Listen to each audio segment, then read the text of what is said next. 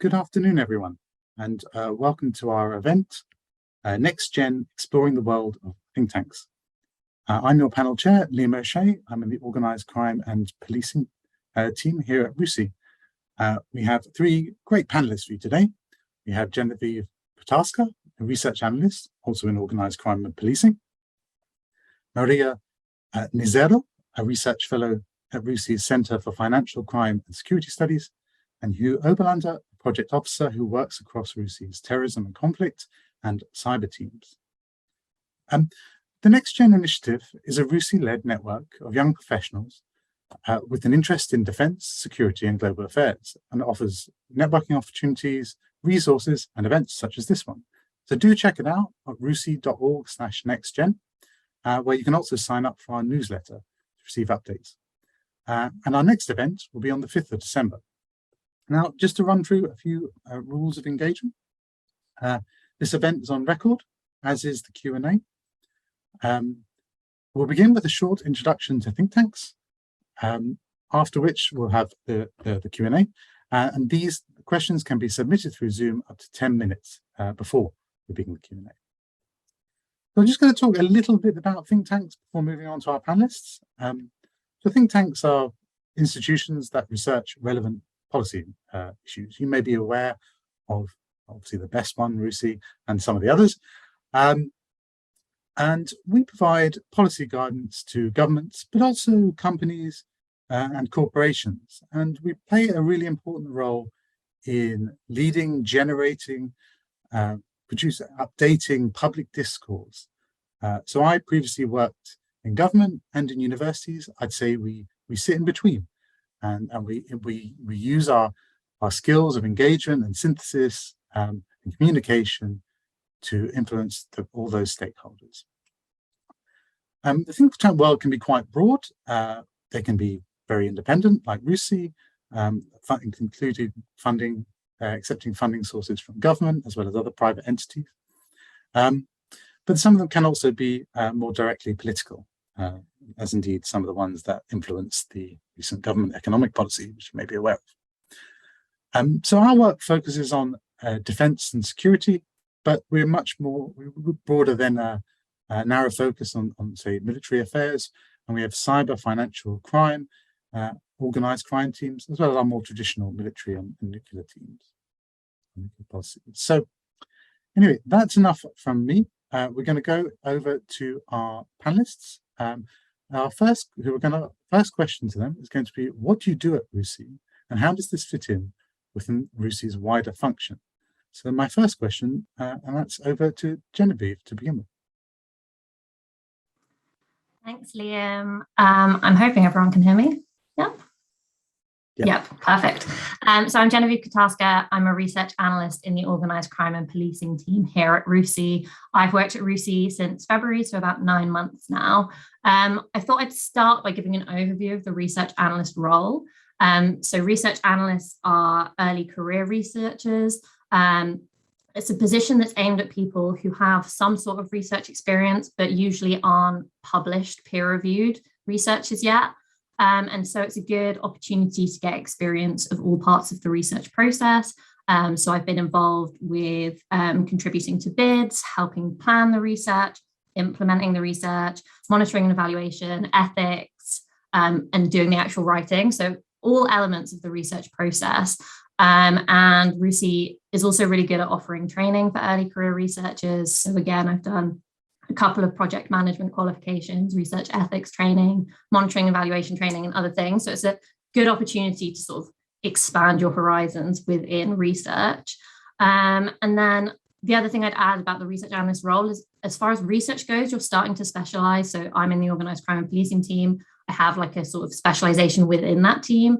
But you also need to be a jack of all trades. So you'll also be involved in communications, project management, event organization, admin, finance. I've written a lot of minutes since I joined RUSI, but that's part of the role. And so Organised Crime and Policing is my team. We are roughly split into two different elements. So some of us focus on environmental crime, which looks at issues like the illegal wildlife trade and deforestation. And then the other side of the team does more traditional organized crime and policing issues. So that's things like cocaine trafficking, human trafficking, police accountability, issues like that. And we're also trying to expand into new areas of interest. So things like environmental harms, criminal convergence, climate security, issues like that. So we're a growing team, and we're one of the newer teams at RUSI, and it's quite exciting to watch as we expand and sort of develop as a team. And my role specifically in that team, so my main project I work on with Liam, who's the chair of this event, and is focused on the crime-terror nexus in sub-Saharan Africa. So for that piece of research, I'm the Nigeria lead. I've recently produced quite a deep dive look at terrorism and criminality in northern Nigeria and also Nigeria's political economy. I work a lot with our local partner in Nigeria, and we'll hopefully get to go to Nigeria next year to help support some of the field work for that project. And then my other main focus at the moment is a threat assessment of cocaine trafficking through the Caribbean. So in 10 days, 2 weeks, I'll be flying to the Caribbean to do some field work for that project, which is exciting and exactly the kind of thing that I wanted to be doing when I joined RUSI. But beyond sort of what my role is on paper and what the job description was when I joined, there's also been lots of opportunity to develop where my particular interests are. So I would say regionally, my focus is on Latin America. Latin America traditionally is a region that RUSI doesn't focus on because it's not a government priority, but it's been interesting to be able to sort of drive some of that work forward. And I'll be speaking at an event next week on arms trafficking in Latin America. I've also organized a series of events on organized crime and gender, which will be taking place next year, just because gender and organized crime is something I'm interested in, and there's a lot of scope to develop your interests. RUSI is quite good at encouraging people to sort of take the initiative and go beyond what their role is on paper. And then also I've been quite a core part of the climate security team, which has been driving forward our climate security research program, and also been working a lot on RUSI's internal climate and sustainability policies. And that is completely out of the remit of my role, but it's just something I'm interested in. And there's been plenty of opportunity for me to be involved in that. So the research analyst role, even though you're an early career researcher, even though technically you're one of the more junior members of staff, you know, there's lots of opportunities to get to do exciting things. Some of them are very glamorous, like going off to the Caribbean. Some of it is less glamorous, like writing minutes, but it's an exciting opportunity. So yeah, that's me. And you'll hear from Maria later, who's a research fellow, and she'll give you an idea of what it's like a bit further up the chain. Great, thanks, Genevieve. It was a really great overview and really highlights both the breadth and depth of the work we do. And you also highlighted our next speaker. So over to you, Maria. The same question. What do you do? Thanks, Liam. Hi, everyone. Thank you for having me. So I'm a research fellow at the Center for Financial Crime and Security Studies. I think I joined a bit more than a year ago, initially just to cover UK economic crime. And then since then, obviously, being RUSI, my role has expanded a bit more. So in terms of what the CFCS, my center, does, we look at the intersection between finance and security with the idea that, generally speaking, money is always behind, you know, the other security issues that Genevieve or Hugh, for instance, their teams look at. So what we do is looking at the different aspects of money, the way that it comes into our societies: money laundering, terrorist financing, we cover sanctions, counter-proliferation financing, and weapons of mass destruction, all from a finance angle. So looking at how, you know, these criminal activities are financed. As part of CFCS, we have different classes. As I said, we cover different research topics. My team is part of the UK economic crime, so we're UK based, no fancy travels for us most of the times. However, what happens is that given that we have to be a bit of a jack of all trades at the same time, we tend, and the role as well of the UK in facilitating corruption, in facilitating the flow of dirty money, we end up also interacting quite a lot with several other regions, mainly EU, but also Latin America. Coincidentally, that's actually a very great cue. The way that I would describe the research fellow position without necessarily, repeating what Genevieve has said. So at RUSI, we have 3 main levels. So we have the junior position, which is research analyst. Then we have the research fellow, which is sort of in between, and then senior research fellow and potentially director if you are, an amazing person and have the time to actually get there.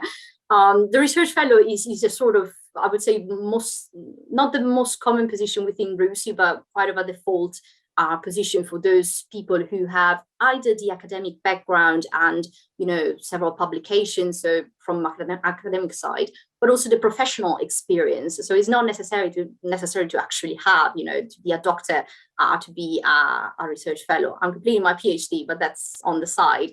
But I applied when I was still, when I have finished my master's degree. Most of my colleagues who are research fellows usually have 1 master's degree, potentially a postgraduate degree. And what is expected from the research fellow is essentially to take what Genevieve has just said up to a notch, essentially to take more responsibilities, to direct a bit more the decisions behind the research, and to explore a bit further, for instance, writing publications, not taking notes most of the times, but we also sometimes have to take notes at meetings, especially when we are assisting with senior research fellows. Other things that we do quite often, and I think that my role specifically being UK based, it's potentially a bit more than other teams, is the fact that we have to deal with a lot of stakeholders, different stakeholders, civil servants quite often. I'm often at Parliament. I gave evidence 2 weeks ago, I think, at the Foreign Affairs Committee. So there is this sort of interaction with MPs in the UK, but not necessarily just UK based. We do have a lot of stakeholders even in the European Union, through RUSI Europe and United States. I'm Italian, so Italy as well. But these are all relations that you have to create, interactions that you have to create yourself. So you start from zero and then you build through networking a series of connections and contacts. So a lot of stakeholders, a lot of networking, events. We do a lot of events. This is not actually my first event of the month, and it's not going to be the last. I think I have something like 7 lined up just for this month. So we tend to travel or doing webinars as well. We are called to not just present the findings of our research, which is very important, but also we tend to be recognized as experts. And so, I'm an expert in, for instance, asset recovery and what to do with the assets of the Russian sanctioned oligarchs. And so if somebody is organizing a conference on that topic, most likely than not, I will be called to speak as one of the panelists. So we tend to be recognized at that expert position. So from the junior now, we are a bit more officially, there. And what else we do?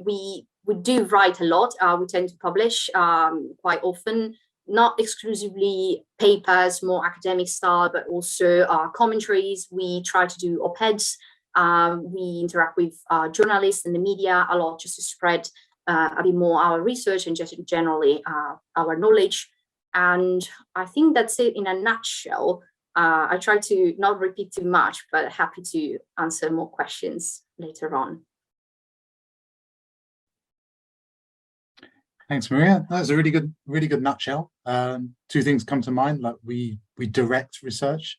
We really torpedo the idea that we just sit around and read books and journal articles and write. We also do a lot of project work, which we're going to come on to. And we have a massive role in stakeholder engagement and disseminating research. But let me turn a bit more to that first bit about the project work we do. So a think tank is more than just its researchers, much, much more. We need to design and implement and direct projects, which Hugh is excellently well qualified to talk about. So over to Hugh. Thanks, Liam. So as I was introduced earlier as a project officer for 2 research groups at RUSI, Terrorism and Conflict and the Cyber Team. I joined RUSI in November 2020, height of the pandemic. And since then, I've worked across multiple projects, programs within both of those research groups for a multitude of funders. Some of them were mentioned earlier, not just government, but also charitable organizations, private foundations, and so on. I think in brief, the project officer role really is to facilitate the work of the researchers at RUSI. We work very closely with other teams across the institute as well, not just the research groups. We work with central services teams, so that includes our bids and contracts manager, our finance team, our communications team, our events team, our memberships team, and also other project officers across the institute. And obviously, projects and programs, words I've said quite a lot now. The main part of my role would be project and program management. So a lot of that is producing, designing, and maintaining documentation around the various research projects that RUSI runs. We often have several going on at once. You're hard pressed to find a colleague who's just working exclusively on one project at RUSI. We also sort of monitor and support risk for our projects. We assist with communication management approaches, stakeholder management, both internally and externally. And we also do monitoring, evaluation, and learning based on our projects as well. So Genevieve mentioned that too. Finding out what works, what doesn't work, often a requirement for our funders, but also very helpful and useful to do internally as well. So that's sort of the core part of the role. Budget management, budget design, and other key components. So when we're bidding for work, we need to sort of, the researchers will sort of design our technical offer, but a project officer will obviously review that and help build a budget of that. We also monitor the financial performance of our projects, and also assist with the finance team with any sort of audit requirements we might have to. I mentioned that we work very closely with the events team. Obviously, we may not generally be in front of the camera, in front of the crowd, but we definitely help behind the scenes set up, organize our events, particularly liaising with speakers, drafting web copy, and helping the comms team decide how to promote them as well. So RUSI is a charitable organization, but another large part of my role, and also for the researchers really, is business development. So while we are running our projects, we also bid for work, as I said earlier. So we're always on the lookout for new opportunities, new ways of developing existing programs, but also producing new research. So there, we maintain and administer CVs, collate content to assist the researchers design these, and also occasionally scout about to see if there are any calls for bids. I think sort of tangentially related, but also key to project and program management would be the administrative function of my role. So timesheets, invoices, spreadsheets, Gantt charts, you name it, we deal with that in the role. Also occasionally possibility to travel. So we're not stuck in our office. We might be assisting with workshops that RUSI runs. The Institute does research, but it also does capacity building work. Many of the teams engage in that. So a little bit of everything, a bit like Genevieve said. So that's probably my role in a nutshell as well. Thank you, Hugh. Another good nutshell. What I think is particularly useful from Hugh's presentation is he gives you an idea of what the life and blood of a project. And he also mentions a number of tasks which we all do, and it's important as we come on to the next question, I believe, to consider that when you're looking for working in a think tank, there are multiple routes and multiple opportunities, and that it's not necessarily the job title that gives you the key indication, because we all end up doing project management and communications and research to a degree, or one or the other. But let's come on now to our next question. Well, actually, just before I do that, I have a request for in the Q&A, if you could, which is now open, please put your affiliation. That's quite useful for us to know. But whilst you put your questions in, we'll come to our next question, which I'm sure is of great interest to our viewers. How did you get to RUSI and how did you prepare for the role? So that question to Genevieve, please. Thanks, Liam. I actually feel like what I've got to say on this is more interesting than what I had to say before. So I worked in the charity sector and the civil service for 3.5 years in communications. And after 3.5 years of communications, I decided that it wasn't the job itself that I wasn't happy with. It was that I didn't actually like doing communications. So I decided to study a master's degree with genuinely absolutely no idea what I wanted to do next. I just knew I wanted to do something different. So I chose an MSc in political psychology of international relations at the University of Birmingham because it had 2 research modules on quantitative and qualitative research. And I knew that even if I hated the master's and was completely unhappy, at least I'd come out the other end with a different skill set.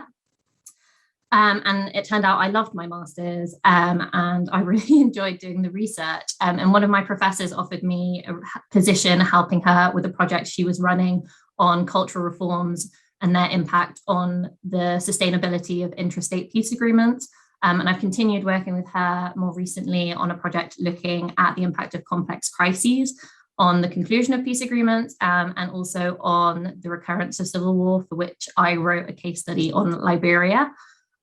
So based on that, and then my dissertation, which focused on the intersections between conflict and criminality in the continuation of political violence in Colombia after the 2016 peace agreement. Bit of a mouthful. Based on those 2 experiences, I realized that 1, I really enjoyed doing research, and 2, I was good at doing research. And that prompted me to start looking for research jobs. But I very much did not start on that path when I left communications. It was through the experience of doing the actual research. And I applied for many jobs without success. And I found the RUSI position on the last day that the advert was up. And I almost didn't apply because you had to do a written task. And I just felt like it's a Sunday, who can be bothered? But I'm really glad I did, because I had an interview on the Wednesday and I got the job on the Friday. So for me, it ended up being a really quick process, which is quite unusual. And I really think it was that I was in the right place and had the right knowledge at the right time, because I was being specifically recruited for the Crime Terror Nexus project, which looks at the intersections of crime and conflict. And that's what my dissertation had been based on. And also having that civil service comms experience, even though I hated it, was really useful because I had like a really good overview of the inner workings of government. I had the right level of security clearance. I had experience in comms, event management, stakeholder engagement, all those things that are really important for, as we've said before, the jack of all trades element that is working at RUSI. So based on my experiences, if you would like to work in a think tank, if you would like to work at RUSI, I have some very broad advice that I would offer you. Firstly, I would say that get research experience where you can, especially anything beyond what you have to do for your undergrad or your master's. If you can get an internship, if you can help out one of your professors with a project, anything like that, it shows, you've gone further than what is required by your program. And it will also give you insight into what it's actually like to do research in the quote unquote real world rather than academia, which can be a bit of a bubble. And I would really hone your writing skills. It's one of those things you can only do through practice. But like I said, RUSI has a written element when you apply with your CV, but also there's a timed written task as part of the interview process. And since joining, I've been part of a couple of recruitment panels. And I would say that even really intelligent, knowledgeable people struggle with the timed written task because it puts you under pressure and it makes you don't have time to do additional research. So you've got to pull on knowledge that you already have. And I think a lot of people just sort of flounder in that situation. So that's one thing I'd really recommend working on. I'd also say only bother applying for a research role if it's something that you're genuinely passionate about. Because, there are going to be really long days where it's just you by yourself reading or writing. And if it's not something you're really interested in, then that's going to be really tedious. There are going to be days when you're in back-to-back meetings, days when you're writing minutes, days when you're stuck in admin, doing paperwork all day. And if you don't have that interest in what you're working on, that's going to get tedious really quickly. So yeah, I just wouldn't recommend if it's not something you're interested about, because like, why bother really? Go and work in the private sector, you'll get more money. And then I would say, keep engaging with whatever your subject matter that you're interested in is. Keep engaging with it. If you're working in a completely different position, something that's not at all relevant to what you'd like to work on at RUSI, you can engage with that through free events, free conferences. There's loads of free training programs online now, and that shows that you keep on being interested, even if it's not the thing that you're working on at the moment. And then my final tip is, don't get disheartened, because I mean, applying for jobs is ruthless, and I know that think tanks in particular can be very competitive. But I think, if you're the right person with the right skills at the right time, it will eventually happen for you. And I mean, you get to work on insanely interesting stuff that you're really passionate about, and you get to go to the Caribbean or Nigeria, or like, do you know what I mean? There are loads of really fascinating opportunities that are open to you. So if it's something that you really want to do, I would just say, keep working on that. And that's it from me. Thank you very much, Genevieve. Sage advice there. And now over to Maria, same question.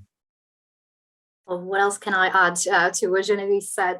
So my background is potentially what you said at the beginning. A think tank is a sort of in between, acts like a bridge between the private, more public, like general sector, like people, and the academia that sometimes can, as Genevieve said, can be a bit of a bubble. So I have these two hats in my CV. On one side, I have, I was doing my master's degree. I'm Italian, did my bachelor there, then moved to Barcelona to pursue two master's degree, one in international relations and another one in criminology. However, in the meantime, I really needed to pay for my studies. I could not rely on my parents, so I had to find a full-time job. And that's when I started working for a financial news company in very basic job in their risk and compliance department. Was basically, just ticking boxes. But what happened was, because I was in that company, I started realizing, that actually it was not just international relations as a whole. It was not just security, terrorism, or counterterrorism, which is the thing I was specializing in at the time, but it was actually money, and the money that was behind all these activities and all the security threats. And so that's when the research interest that Genevieve said, I became passionate about illicit finance. In that sense, it sounds very weird when I say it out loud. I do love dirty money. So after completing my second master, I started actually a PhD. I saw somebody asking me in a question, I'm not a doctor yet, but yet is a very important part, because then the pandemic happened and I really hated the sun in Barcelona and decided to move to gloomy London. I missed the rain. So my PhD is still there. I'm still doing it at distance with the university in Barcelona. I have not finished it, supposedly going to finish next year. But the job here is very, very, very demanding. So it's been on a pause for a couple of months so far. But yeah, so I had these two elements. I had the academic side very strong. I was teaching at university as well. So I had those presenting skills that I think are very, very useful, especially in some of RUSI departments, because some of our groups, they just do provide technical assistance. So they spend a lot of time, giving trainings to people and traveling around the world. So I had that part in my background. I had the academic side. So I was publishing a couple of papers here and there. My thesis, my master dissertation was published, so that counted, obviously. And then I had the professional side. So I was working for a private company. I knew how risk and compliance was working. So I had these two things. And that's how I think all helped to get this job, mainly because I was showing that, there was something different, about me. It was not just a master graduate, because I have to admit, I have been on some interviewing panels, and every candidate usually is extremely good, but we all come from the same background. And so what happens is, what you look at as a recruiter is actually something that, it's different. So what's unique about you? And this is, I think, what was unique about me. I had, this professional experience. Obviously, I needed money at the time. I didn't really think about it, but I used it to go further. And that helped. In terms of what, like some suggestions to start this job, what I did before before applying, and then after I applied and after I got the job. So the first thing was researching who I was going to address my application. So I knew I wanted to work at RUSI. When I moved to London, I did a bit of research of the think tanks that were. I knew that I wanted to work in policy with still a connection, to research. So think tanks was the sector where I wanted to be in. And then I researched, what were the departments that could fit my profile and my interests. And there was, RUSI with the CFCS, a bit of OCP, given my terrorism background as well. Was also the terror and conflict. So I started with that and looked at the people who were part of those teams. I read their research. I kind of stalked a bit them, on their social media networks, everything, just to understand, what was the conversation, what were their thoughts, how can I start a conversation with them as well. And I reached out actually to one of them. She was amazing. She was lovely. I'm not UK, I'm Italian, so I'm not British. And the position I was going to apply was UK economic crime. So I was a bit, scared at the beginning being non-British, and she gave me, some suggestions, some readings that I should have done, before the interview, and that really helped. And I think that most of us at RUSI, if we are approached, in the right way, obviously, but we would love to help and say, oh, maybe you should read, my latest commentary on whatever I've written on sanctions. So definitely do your research. And in terms of CV, what Genevieve said about writing, trying to publish anything, it can be even just a blog post, just add it there. Anything that it's different and is unique about you, absolutely put it there. I love to see people that have, some hobbies, and then in the questions, like in the interview, I'm like, why did you put this hobby? I don't care about your, modeling passion. However, if you manage to explain to me that actually modeling made you become interested in vessels, and I don't know, that's the connection, and I want to see that thing. And finally, be present. As I said, it's a very competitive market. Everybody comes out of uni, everybody loves international relations and geopolitics and security, especially now. So try to make your name be remembered. Comment on our posts on social media, attend our public events, just be there in the conversation. Make a list of all the different stakeholders that you think are important people to engage with, and network. And I say this as a person that really, really hates networking, but over the past year, that's what made a difference as well as part of my profile. I spent the first 3 months just doing research and just learning how to do the job. And then in January, I decided, okay, this is the time for me to step up and go to events and meet people and give my business card. And that made a difference, because the profile that was when I started in September last year, it's not the same profile. It's just a completely different thing. So network, and try to be unique. I know it sounds very cheesy. Sorry, it sounds very cheesy, I realize. Thanks, Maria. No, I think it's, again, very good advice. Okay, over to Hugh. Just before you answer, Hugh, Q&A is open, so please do fire over your questions, and then we'll turn to them. But before we do that, Hugh, how did you get here? Thanks, Liam. So my academic background is in international relations. I did an undergraduate degree in IR. I then did an MSc in nationalism studies. And towards the end of that degree, I was very unsure about what I wanted to do. Part of me was considering academia. Another part of me was thinking, oh, maybe I should go into the sort of private sector, try and do something else, sort of risk analysis and the like. And I was very uncertain. But I moved to London and I started working in theatre bars, eventually managing the bar of a small theatre in North London. And I thought, right, I don't want to do this for the rest of my life. Time to get moving. So I sort of spent most of my weekends looking for jobs, trying to update my CV, asking for feedback from roles that had rejected applications as well.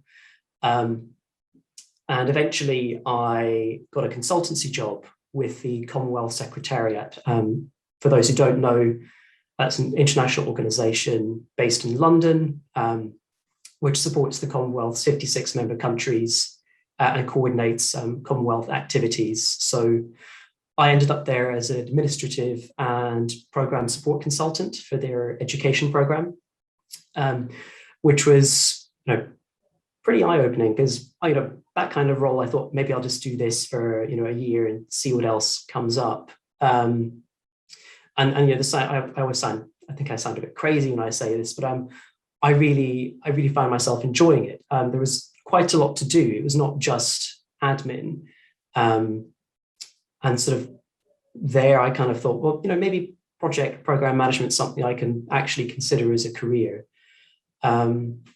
So I was there for quite some time, delivered lots of really great, interesting projects. But what I would say is that I've always had a long-standing interest in politics, security issues, and global affairs. So when the project officer position at RUSI came up, I probably spent the most time on that cover letter and CV than I've spent on any other cover letter and CV that I've ever written. Quite frankly, and I think what brought me to RUSI would be its thought leadership in the defence and security space, and particularly its non-partisan approach. Everything RUSI does is research evidence led, and I find myself interested every day in what my colleagues are up to, and I'm enjoying help deliver interesting work which does have policy impact.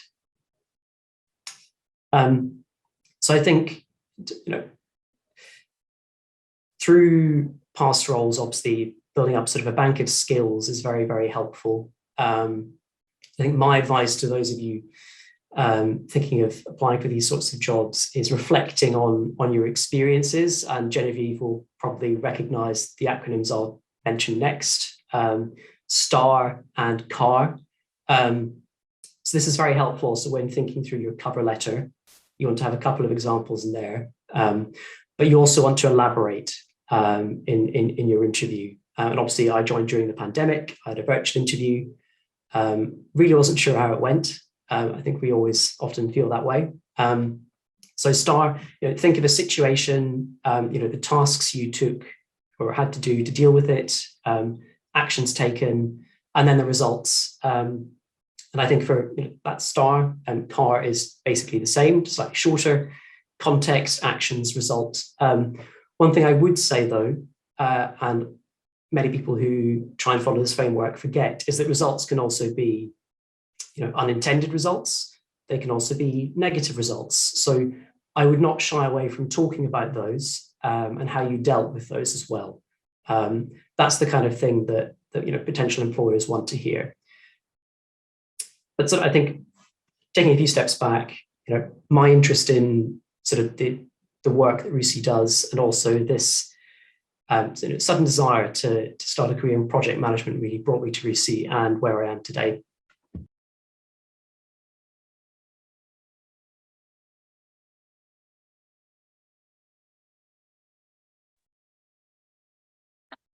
Great, Hugh, thanks.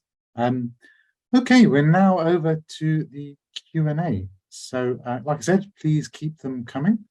And if you can, put your affiliation in as well.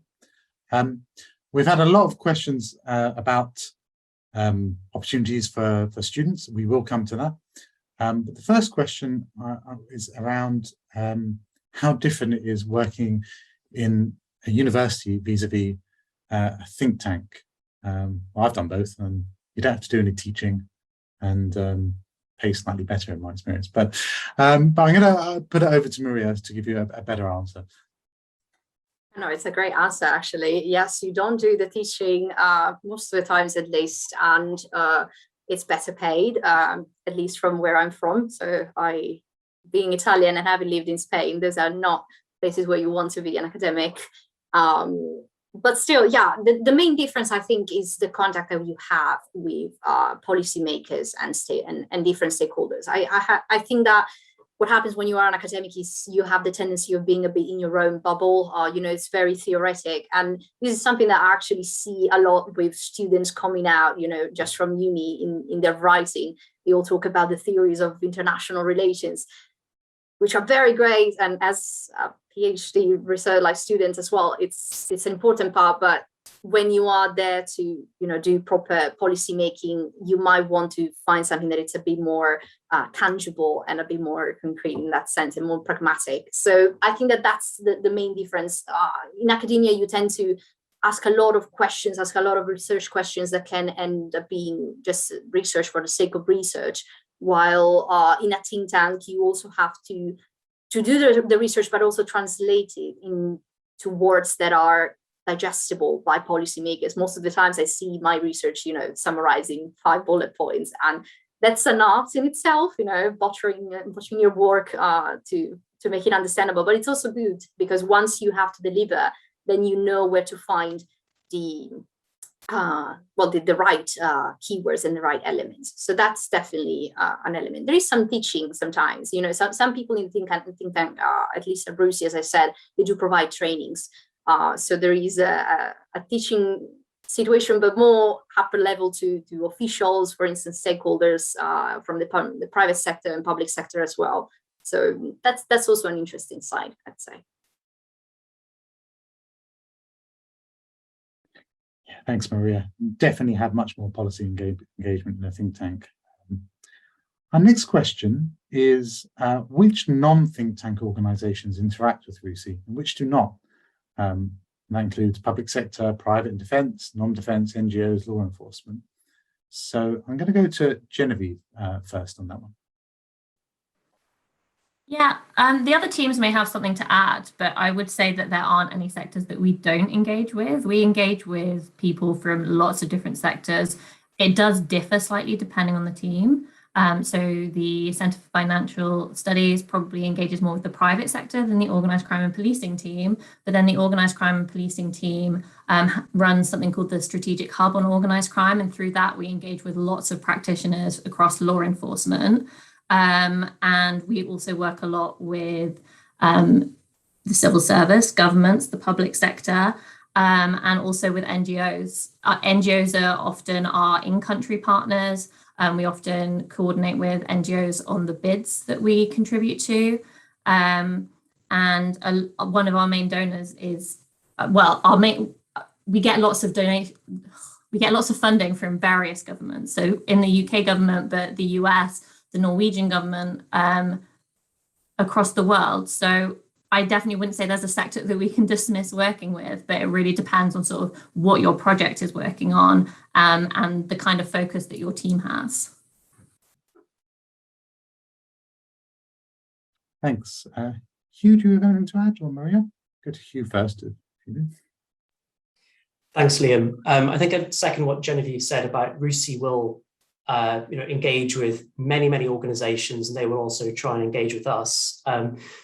I think perhaps maybe I misunderstood the question, but for the avoidance of doubt, sort of RUSI does vet its funding sources quite closely. There is, of course, probably a number of organizations or individuals we would not work with. But in terms of doing the research, you couldn't research, net zero in the energy transition, for example, if you didn't talk to some oil companies. So I think it's important to draw that distinction, I think. Work with lots and lots of organizations, both in partnership to deliver projects, as Genevieve alluded to, and again, also in the course of them. So a project which I sort of started on immediately after joining RUSI was called the Observatory for Monitoring Data-Driven Approaches to COVID-19. And that was funded by UCRI, and we worked on that with University of Northumbria in Newcastle. And through that project, we engaged with lots and lots of different sectors. We engaged with law enforcement at a sort of regional level, but also with the Met.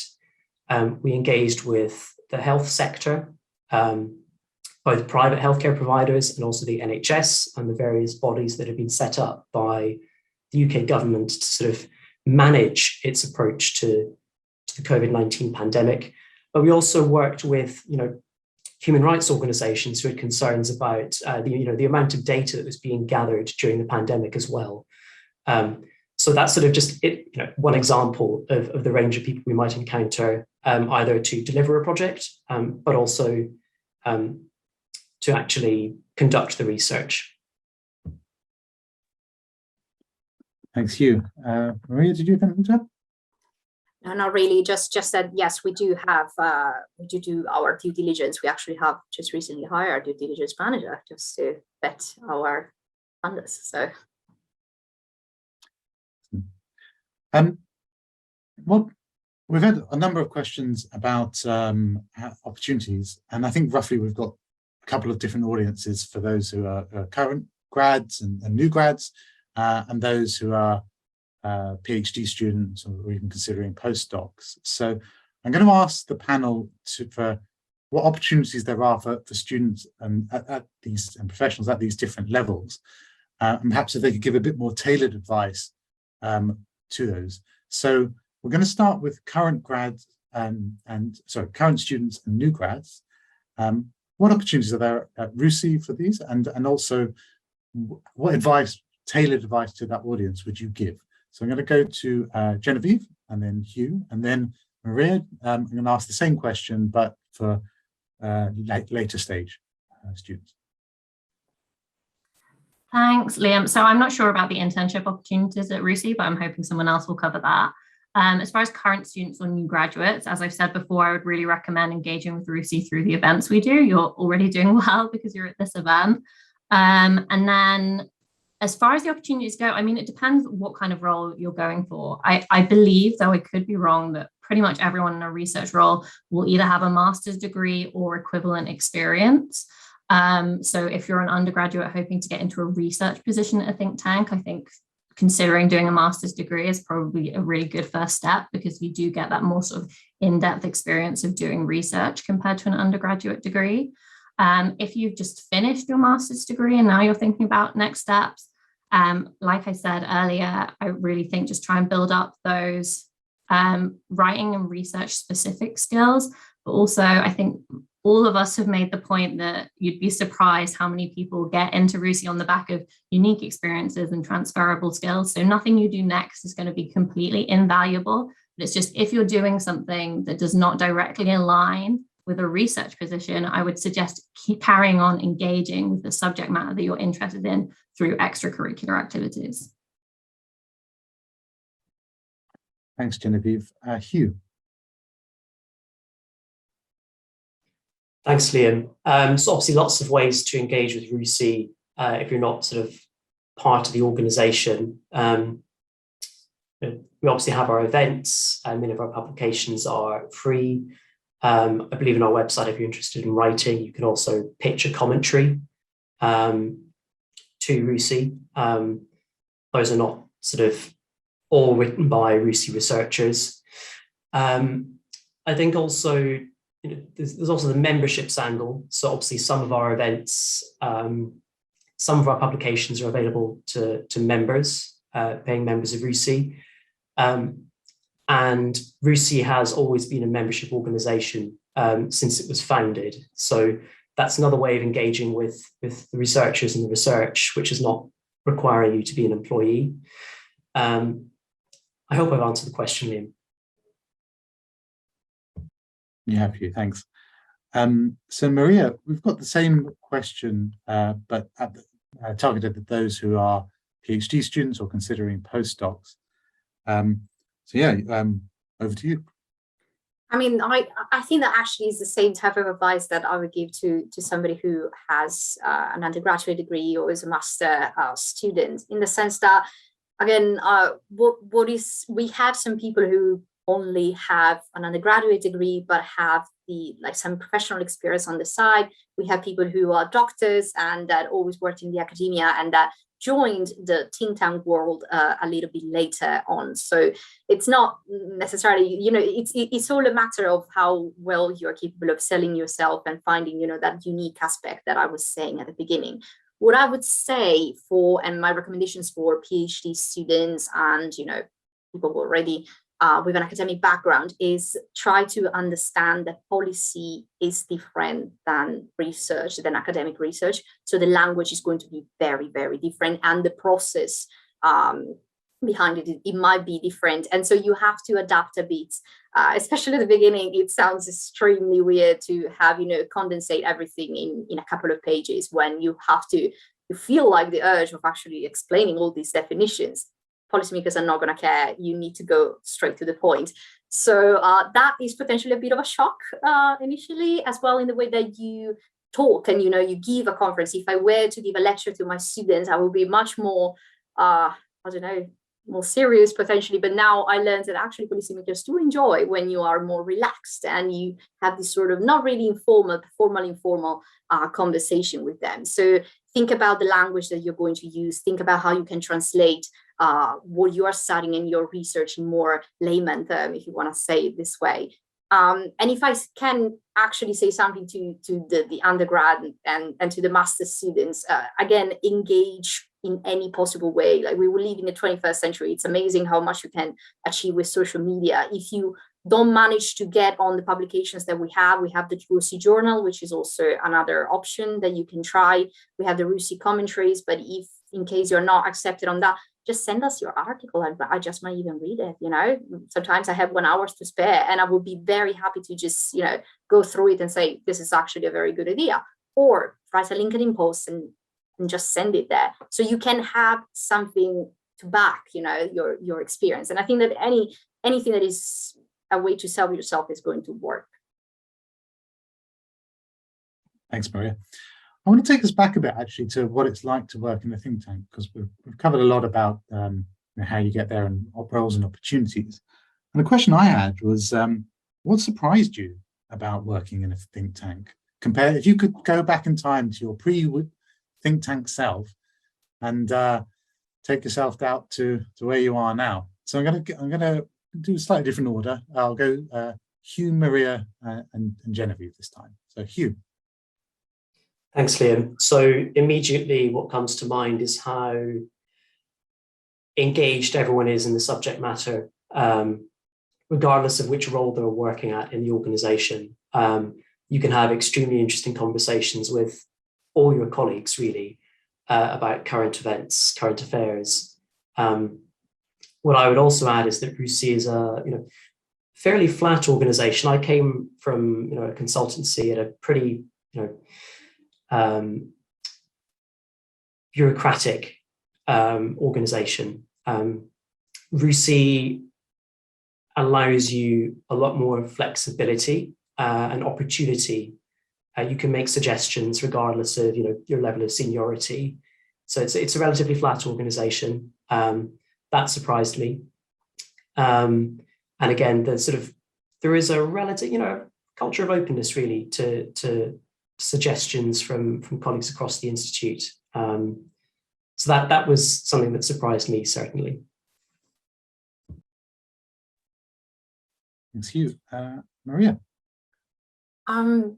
I think that what surprised me the most was, well, first of all, how spread RUSI is. So we have this tendency of thinking that RUSI is just London and it's just UK. Actually, there is RUSI Europe, there is RUSI Nigeria. And I mean, at least from the CSCS part, we do have a lot of colleagues in RUSI Europe. So we're quite present, not exclusively in London. So that was one thing that surprised me, being European. I was a bit scared initially of not having a European education rather than British one. And the second one that I would say, just thinking back and as a recommendation that I would, RUSI Nairobi, not RUSI Nigeria. But a recommendation that I would make, that I would give to myself if I could, talk to myself a year ago, would be just get ready to just, be sent out there in a way. So RUSI has a lot of reach and a big reach. So whatever you are going to say, people are going to know what RUSI is. And so it can be both a good thing and a bad thing. It means that you have to be ready to be confident and stand by what you say most of the time. So if you are going to be interviewed, you have to be certain that, yes, okay, I am sure that this is right. And so overcoming a bit that imposter syndrome that sometimes is very common for women, maybe for some men as well. But yes, try to overcome that, because you were chosen among a lot of different candidates and you're there for a reason. So just better, stay behind what you said. Thanks, Maria. So over to you, Genevieve, on surprises. This is a really tricky question. I guess the breadth of things I've been involved in, both like beyond research, I've already said about, being a jack of all trades, but also within research, I've been involved in stuff that goes like way, way beyond my job description. I've written articles about the environmental impacts of the war in Ukraine, and I've written articles about the stuff that is very much like what I would have called my traditional wheelhouse before joining, like about the drug wars in Colombia. So that's one thing. And then I guess it's really easy to get sort of bogged down in the day-to-day and forget that from the outside what you're doing looks really exciting and interesting, and people do know what RUSI is, and people do value your opinion, because you're just sat there looking at your emails like normal, but it's not actually, most people don't get to fly to the Caribbean for a research trip, and don't get to have like published outputs that people read and find interesting. So I guess, is that a good answer? That the weird thing is how normal it becomes that you're doing a really exciting, interesting job? Yeah, I think so. Right, we've only got 3 minutes left. So I'm going to do a quick fire last question.